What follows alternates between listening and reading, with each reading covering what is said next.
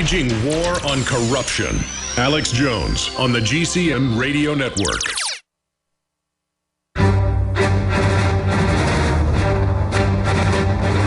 Big Brother, mainstream media, government cover-ups. You want answers? Well, so does he. He's Alex Jones on the GCN Radio Network. And now, live from Austin, Texas, Alex Jones. By the way, the biggest buzz I've ever heard, I think, is for House of Cards. I haven't seen it one episode yet, because quite frankly, I'm either with my family or I'm working at night. It's kind of shameful. All work and no play makes Jack a crazy boy. But I've got to start watching this because they say the Chinese government's obsessed with it. It's getting watched like 100 million times a week or something worldwide.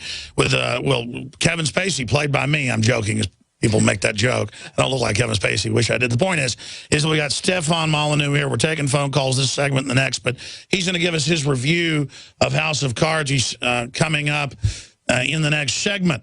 Right now, let's talk to Steve in Colorado. Thanks for holding, and thank you for joining us today, Steve. Thank you, Alex.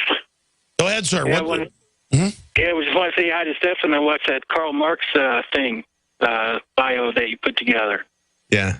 Oh, this is Karl Marx basically preying upon the poor and the working class after talking about capitalists being evil for doing the same thing. He had sex with his maid, had a kid, tossed her out on the street, never paid her a penny.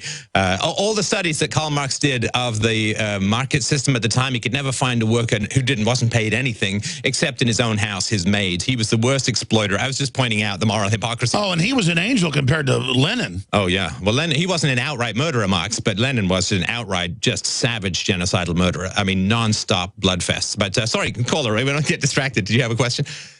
Well, yeah, it's kind of funny, though, just real quick. I want to talk about the IRS on being audited and stuff, but it's funny how these neo-Marxists of today, through osmosis almost, have this same degree of hypocrisy that Karl Marx did. I mean, it's almost, like I said, through osmosis from it. It's just incredible. They're bloodthirsty criminals who have grabbed the moral high ground and lecture to everyone when they're exempt from everything they're doing and engage in every dirty trick. And, hey, you try claiming the fifth in an IRS investigation, they'll clap you in irons. But the hussy up there can be caught lying last year, taking the fifth, does it again, she doesn't get in trouble. And the IRS is going to be enforcing some aspects of Obamacare, and they are desperate to get out of Obamacare themselves. They are lobbying like crazy to get out of Obamacare. Oh, yeah, the unions, the government people, and they're all going to be exempt. Oh, it's for us. It's for us, Alex. I mean, you know, not for the rulers. I mean, you don't build, you know, your electric fences around your bedroom if you're the farmer. It's just for the cows. Horrible. Did you have another comment? That's where I need you guys' help. I am being audited. Sorry to hear that.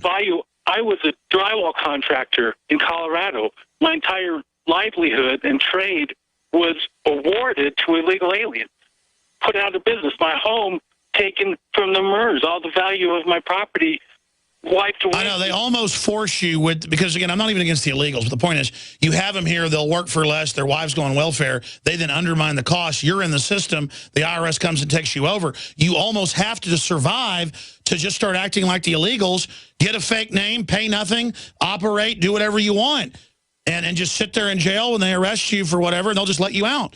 I mean, you can really learn something from the illegals. They're almost the total libertarians, except they then siphon off the state. What do you say about that, Stefan? Oh, I mean, American immigration policy since the 60s has been a disaster. I mean, in the 60s, I mean, and this is the case in other countries like Australia and so on, they try to bring people in who are educated, who are at least share some of the common cultural values of the West. Yeah, I mean, you can't just go and try emigrating to Australia if you're coming from some third world country. The Democrats, and again, I don't want to sound like I'm pounding on the Democrats, like I'm no Republican, but the Democrats... But they're the virulent cancer. They are very much bringing in their voting base, and their voting base is underskilled people from third world countries. This has been explicit in their platform since the 1960s. I think it was Ted Kennedy who first brought in this bill. Used to get 90% of immigrants from Europe, now get the majority of immigrants coming in from unskilled and third world. And this drives down wages. And then they say, well, now you see we need minimum wage laws to bring the wages back up. And it's, you know, I'm for open borders. There's no such thing as, you know, an illegal anybody, right? But given this policy, it's just a complete... Well, I was about to say, but yeah, you could have open borders worldwide if there wasn't any welfare. Exactly. But you have welfare and then let them vote to take my guns? Yeah. I mean, literally, they can then vote to make me their slave. Yeah, and it happens. It is. That's what democracy is. Two wolves vote that I'm a sheep, I'm their dinner. Yum. And they want to make me the sheep and take my guns. So I'm a sheep. We'll be right back. The facts are in. The studies are legion. Sodium fluoride and other toxic members of the fluoride family are devastating the health and cognitive ability of the American people. So why are the social engineers adding it to the water? Simple. Dumb down the host population that the parasitic technocracy is feeding on. We may not have been able to get fluoride out of the water supply yet, but we can help to get it out of our bodies. I am extremely excited to announce the exclusive InfoWars Life Fluoride Shield formulation, fusing 6 of the best documented ingredients from around the world to help the body remove not just toxic fluoride residues from the body, but a whole host of toxic substances. Let's take a stand against the globalists by blocking their poisons with Fluoride Shield. I use Fluoride Shield every day. Secure your Fluoride Shield and other pioneering formulations at InfoWarsLife.com today. Let's start cleansing our bodies now and support the InfoWar at the same time. That's InfoWarsLife.com. Hi folks, Alex Jones here with some important information. I want to tell you about Matt Redhawk and his team of patriots over at My Patriot Supply. Several years ago, Matt was sitting in his 2-bedroom apartment, frustrated with the direction this country was headed and the charlatans willing to sell us out for a quick buck. Deciding to take action, a company run by patriots for patriots was born. My Patriot Supply has never taken a loan or accepted outside funding. They now operate 2 distribution facilities and employ over 50 hardworking American men and women. It is rare to find companies who practice what they preach. And that's why I stock my pantry with high-quality storable foods from My Patriot Supply. Go to mypatriotsupply.com/Alex today for special offers on emergency food storage, or call their preparedness specialist at 866-229-0927. That's 866-229-0927. Do business with someone who shares your values. mypatriotsupply.com/Alex. The globalist social engineers are not just targeting us with propaganda. They are manipulating our genetics. We are being targeted at every level by estrogen mimickers that lower our testosterone and other hormones and natural compounds that the body needs. After consulting top doctors, nutritionists, pharmacists, and others, we have developed what I believe is the ultimate non-GMO organic super male vitality formula, sourced from powerful organic herbs and then concentrated for maximum potency. Super Male Vitality was developed to activate your body's own natural processes instead of using synthetic chemicals. Super Male Vitality by InfoWars Life is so powerful that I only take half the recommended dose. For a limited time, we are offering 15% off Super Male Vitality at InfoWarsLife.com to introduce you to this powerful supplement. Visit InfoWarsLife.com today to secure your Super Male Vitality. InfoWarsLife.com.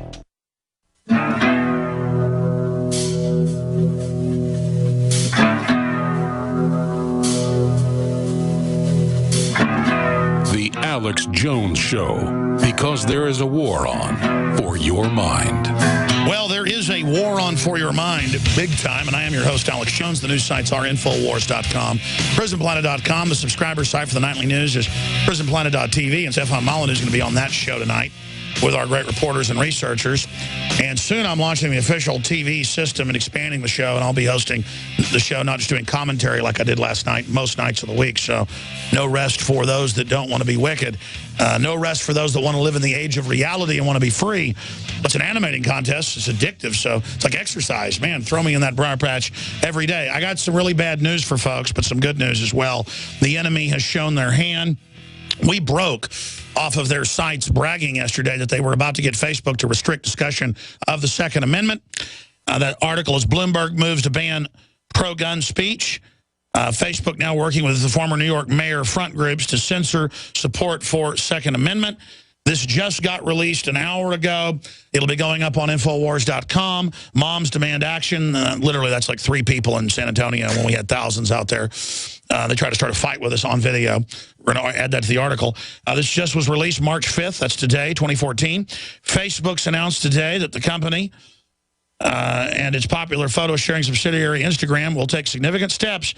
Remember, they arrest kids that draw a picture of a gun at school to block potentially illegal firearm sales through their platforms. Now, that's meant to sound reasonable. For the first time, the sites will delete reported posts, reported by them, offering to buy or sell guns without background checks. Now, people go, well, that sounds reasonable. Then you read deeper. Anyone with a profile under 18 won't be able to see things about guns or read the word gun, so they can have bots that block everything. This has already happened to us. We send out a pro-gun meme with like Hitler saying, I love gun control, you know, and stuff like that. Or people about Benghazi, the Navy SEAL group, they just block it. Yeah. And this has been their plan all along. And you read into the document, it's page after page. But it says Facebook will continue to report to law enforcement, blah, blah, blah. Facebook will take down reported pages of groups where guns are sold.